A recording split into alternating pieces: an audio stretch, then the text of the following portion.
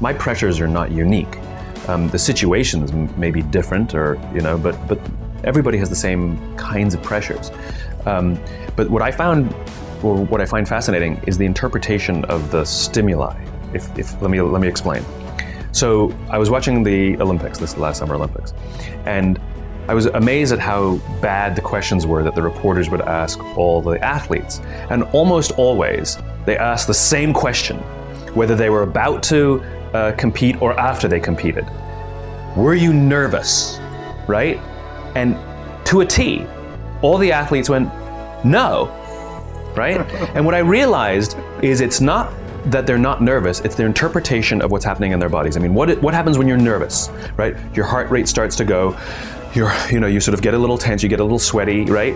You have expectation of what's coming, and we interpret that as, I'm nervous. Now, what's the interpretation of excited? Your heart rate starts to go, you're anticipating what's coming, right? You get a little sort of like tense. It's all the same thing, it's the same stimuli, except these athletes, these Olympic quality athletes, have learned to interpret the stimuli that the rest of us would say is nervous as excited. They all say the same thing. No, I'm not nervous, I'm excited. And so I've actually practiced it just to tell myself when I start to get nervous that this is excitement. Yeah. And so I used to speak in front of a large audience, and somebody would say, how do you feel? I used to say, a little nervous. Now when somebody says, how do you feel? I'm like, really excited, actually. And it came from just sort of telling myself, no, this is excitement. And it becomes a little bit automatic later on. But it's kind of a remarkable thing to deal with pressure by interpreting what your body is experiencing as excitement rather than nerves. And it's really kind of effective. It makes you want to rush forwards rather than pull back, and yet it's the same experience. The first is to go after the things that you want. Let me tell you a story. So a friend of mine and I, we went for a run in Central Park. The Roadrunners organization, on the weekends, they host races. And it's very common at the end of the race, they'll have a sponsor who will give away something, apples or bagels or something.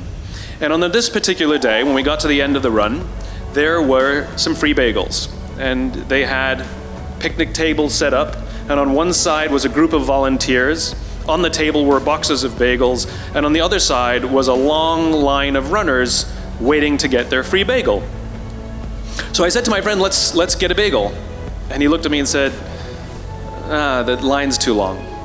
And I said, free bagel. And he said, I don't want to wait in line. And I was like, free bagel.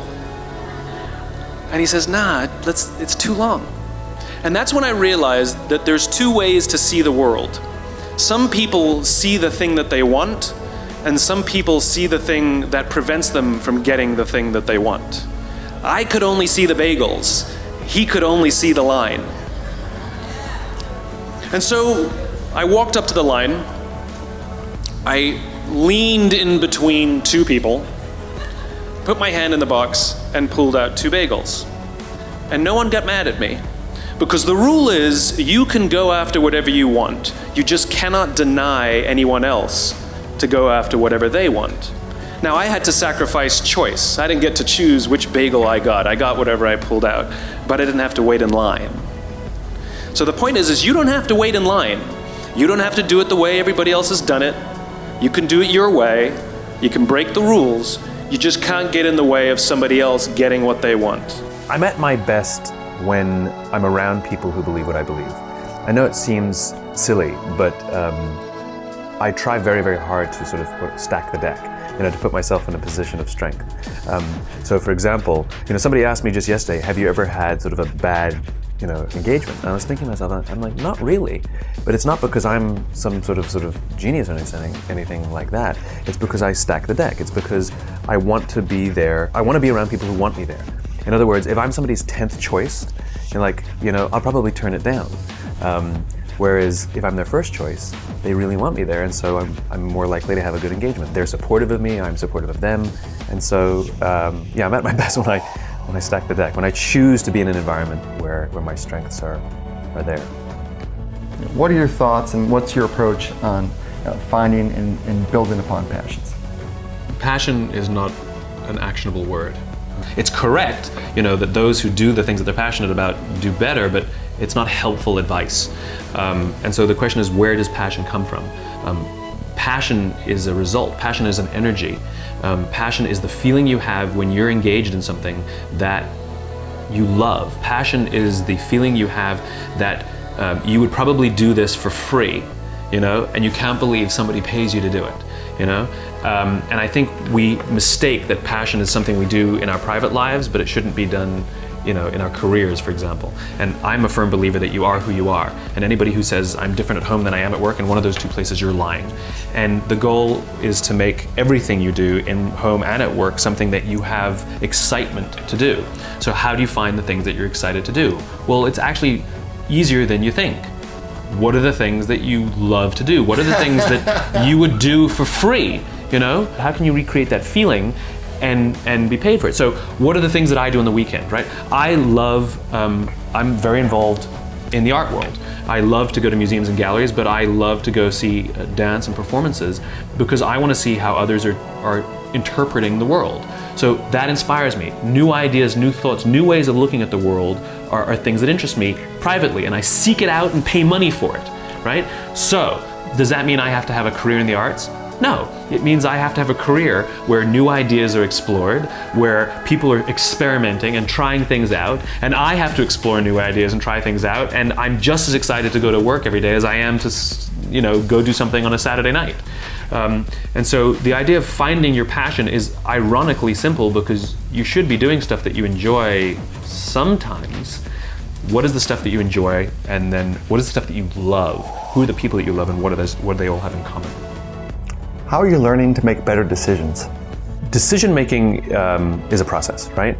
The question is, what filters are you using to make decisions? Are you making decisions based on the financial rewards? Are you making decisions based on how easy the work will be? I mean, I remember in college, they would give you this book where all the students would rate the classes, and they would rate things like how easy the class was and how much they liked the professor. And the first year I picked all my classes based on workload, and I picked everything a low workload, and pretty bored. Didn't work very hard, which was fine, but nothing was dynamic and nothing really excited me. And I, thank goodness, learned that. And so the second year, I picked all my classes by professor rating, regardless of the workload. So every class I had these dynamic, amazing, incredible human beings passing on their knowledge, and you were excited to work hard for them, And so again, the question is, what are the filters we're using? And so if you're only chasing the mighty dollar, then you will have jobs that'll pay you a little more than the last, but are you enjoying yourself? And I talked to a guy recently who he's in bad shape. Like he really hates his life, and he's really depressed, and he doesn't know what to do. And so we were going through all his old jobs, and I said, give me a job that you've loved. And he hadn't. Every single job he's chosen out of college, he picked because of the money, and if something offered him more somewhere else, he took it, regardless. And the amazing thing is he plateaued, because if you're only chasing the result, if you're only chasing the thing that makes it easy, right? Then eventually you will get bored, or they'll get bored of you, right? And you plateau. In other words, chasing the almighty dollar, if that's your only thing, it eventually flattens out. Whereas if you're chasing the thing that excites you, the human beings to be around, the work that excites you, the stuff that you can get passionate about, the irony is you'll actually make way more, right? Because you're excited, and they appreciate your excitement, and they reward your excitement, and you're better at your work because you want to work harder and all of that stuff. You don't have to strain to work harder. So decision making is simply a matter of filters, and so I've made decisions in my life that I would rather be happy than right. I'd rather do good than get rich, and so the decisions I make put me in positions where when I leave any engagement, when I leave any meeting, I feel that I've contributed, right? Rare are the times anymore where you walk away going, just think of the money, think of the money, because it doesn't feel nice. And the experience I have, I don't enjoy traveling to them, and I don't enjoy traveling home. Where if I have an amazing experience, I am looking forward to getting there, and I'm excited when I leave. Yeah. So it's just decision making is just a matter of what filters you use, and if you're good about keeping those filters up and clear, then make your decisions. I don't judge anybody by how if they choose to use different filters. These are just the filters I choose to live my life. Not right or wrong, just those are my decisions.